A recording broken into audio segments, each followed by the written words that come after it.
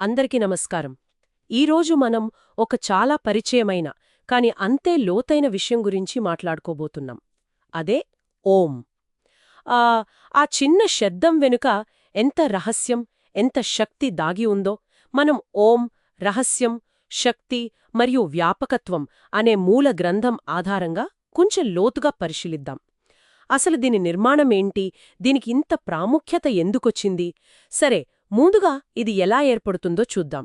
ఆ, ఊ అనే అచ్చులు, ము అనే హల్లు, ఇవి కలిస్తే ఓం అవుతుంది. చాలా సింపుల్గా అనిపిస్తుంది కదా? అవును, పైకి అలాగే అనిపిస్తుంది. కానీ ఏంటంటే అక్రమం అంటే ఆ తర్వాత ఊ, ఆ తర్వాత మ్ రావడం, ఆ వరుసలోనే అసలు కీలకం ఉందన్నమాట. అలాగా? అంటే క్రమం మారితే. అవును. మూలగ్రంథం చెప్పేదేంటంటే అమ్మనో, ఉమ్మనో లేదా మో అనో అంటే రాని ఒక ప్రత్యేకమైన స్పందన, ఒక ఛందస్సు అది ఓం అన్నప్పుడు మాత్రమే వస్తుందట. అంటే అచ్చుల తర్వాత హల్లు పలకడం వల్ల వచ్చే ఆ వైబ్రేషన్ చాలా శక్తివంతమైనదని, విస్తృతమైనదని సూచిస్తున్నారు. ఓహో, కేవలం అక్షరాల కలయికయే కాదు, వాటి క్రమం కూడా ఇంత ముఖ్యమా? సరే, ఇంత శక్తి ఉంది అంటున్నారు కదా, మరి దీని వెనుక ఉన్న అసలు కారణమేంటి? మంచి ప్రశ్న అడిగారు. ఆ మూల గ్రంథం పశ్యంతి ఓం అనే ఒక సూక్ష్మ రూపం గురించి చెప్తుంది. అంటే అది అంతటా వ్యాపించి ఉంటుందన్నమాట. దాన్ని వివరించడానికి పరా ఓం కిరణాలు అనే పదాన్ని వాడారు. ఊహించుకోవాలంటే ఇవి చాలా శక్తివంతమైన, అన్నిటిలోకి చుచ్చుకుపోయే కిరణాల్లాంటివి అనుకోండి. ఇది మూడక్షరాలతో ఏర్పడిన దీన్ని అక్షరం అంటారు. అంటే నాశనం లేనిది అని అర్థం. కిరణాలు అంటున్నారు, ఆసక్తికరంగా ఉంది పదం. నిజమే. ఇంకా చెప్పాలంటే దీనికి ఈశ్వరతత్వంతో, అంటే సృష్టిని నడిపే మూలసూత్రంతో ఒక ప్రత్యక్ష సంబంధముందని చెప్తోంది ఆ గ్రంథం. ఈ ఓం అనేది నిరంతరం ఆ ఈశ్వరతత్వం నుంచి ప్రేరణ పొందుతూ ఉంటుందట. పొంది మిగతా ప్రాణశక్తుల్ని, ఛందస్సుల్ని ప్రేరేపిస్తుందట. అంటే ఇదొక ట్రిగ్గర్ లాంటిదన్నమాట. ఒక విధంగా అవును. చూడండి, జైమిని ఋషి కూడా ఏమన్నారంటే ఓం అనేది 3 వేదాల సారం లాంటిది, మన మనసుకు ప్రతిబింబం లాంటిది, అన్నిటికీ మూలమైన రసం లాంటిది అని. ఆయన దృష్టిలో ఈ శబ్దం మన ఆలోచనల్ని కదిలించి సృష్టికే కారణమవుతుంది. అదే సమయంలో దాన్ని పట్టి ఉంచుతుంది కూడా. అబ్బా, అంటే ఇది కేవలం ఒక శబ్దం కాదు, సృష్టి జరిగే ప్రక్రియతోనే ముడిపడి ఉందన్నమాట. మాండూక్య ఉపనిషత్తు కూడా దీని గురించి చాలా గొప్పగా చెప్తుంది కదా? ఖచ్చితంగా.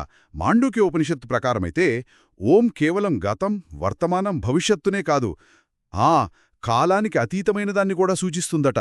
కాలానికి అతీతమైనదా? అవును. ఒక్కసారి ఆలోచించండి, ఈ చిన్న శబ్దంలో ఎంత లోతైన అర్థముందో. అంతేకాదు, ఈ మొత్తం సృష్టంతా కూడా ఆ ఓం యొక్క విస్తరణే లేదా దాని రూపమేనట. ఇంకా చెప్పాలంటే వాక్తత్వం అంటారు కదా, అంటే మాట, శబ్దం వెనుక ఉండే అసలైన సూత్రం, దానికి కూడా ఇదే మూలం. మన మాటలన్నీ పుట్టడానికి ఇదే ఆధారమన్నమాట. అద్భుతం. చాలా గహనంగా ఉంది. మరి ఆ అక్షరాలున్నాయి కదా, ఆ, ఊ, మ్, వీటికి విడివిడిగా ఏమైనా ప్రత్యేక అర్థాలున్నాయా? ఉన్నాయి. అక్షర విజ్ఞానం ప్రకారం చూసుకుంటే ఆ అనే అక్షరం ఉంది కదా, దానికి అంతా, పూర్తి, అంతటా వ్యాపించి ఉండటం, మార్పులేనిది, ఒకటి, అఖండం, చివరికి శూన్యం, ఇన్ని అర్థాలున్నాయి. అంటే ఇది చాలా సూక్ష్మమైన కంపన అన్నమాట. దాదాపు 0 ఫ్రీక్వెన్సీ లాంటిది. అంటే అన్నిటికీ ఆధారమైన, ఇంకా వ్యక్తమవ్వని స్థితి అనుకోవచ్చు. ఓకే, మరి ఊ సంగతేంటి? ఊ అంటే దూరం, పైన, బ్రహ్మ అనే అర్థాలొస్తాయి. ఇదేం చేస్తుందంటే ఆ ఓం కిరణాన్ని లేదా దాని ప్రభావాన్ని చాలా దూరాలకు వ్యాపింపజేస్తుంది. అన్ని శక్తుల కన్నా సూక్ష్మంగా, ఉన్నతంగా ఉంచుతుంది. ఇది ఈశ్వరతత్వం నుంచి వస్తుంది కాబట్టి అత్యంత సూక్ష్మమైనది, సర్వవ్యాపకం కూడా.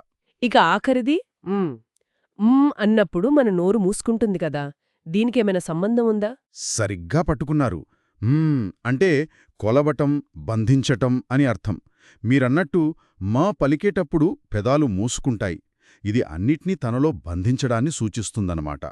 ఓన్లో ఈ మా భాగమేం చేస్తుందంటే మిగతా కిరణాలని, అంటే ఆ శక్తుల్ని, ఇంకా చెప్పాలంటే ఈ మొత్తం సృష్టిని తనలో బంధించి ఒక కొలతలో, ఒక నియంత్రణలో ఉంచుతుంది. నిజమా? అంటే మా లేకపోతే?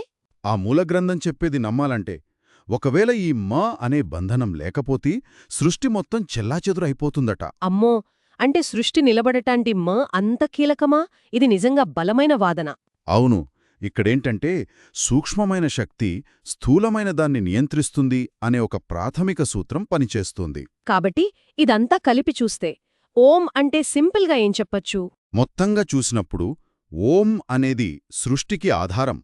అత్యంత సూక్ష్మమైనది, అంతటా వ్యాపించి ఉండేది, అన్నిట్నీ తనలో బంధించి ఉంచే ఒక ప్రాథమిక కంపన. దీనికి సాటి మరొకటి లేదు. అందుకే పండిత రఘునందన్ శర్మ ఓ అంటే ఇతరమైనది కాదు, అదే, రెండోది లేదు అని అర్థం చెప్పారు. అంటే అద్వైతమన్నమాట. అంతా ఒకటే అనే భావన. ఈశ్వరతత్వానికి ఓం అనేదొక ముఖ్యమైన పేరు లేదా సంకేతం అనుకోవచ్చు. అయితే మొదట్లో మీరు కిరణాలు, శక్తి అన్నారు కదా, వాటి గురించి ఇంకేమైనా చెప్పారా మూల గ్రంథంలో?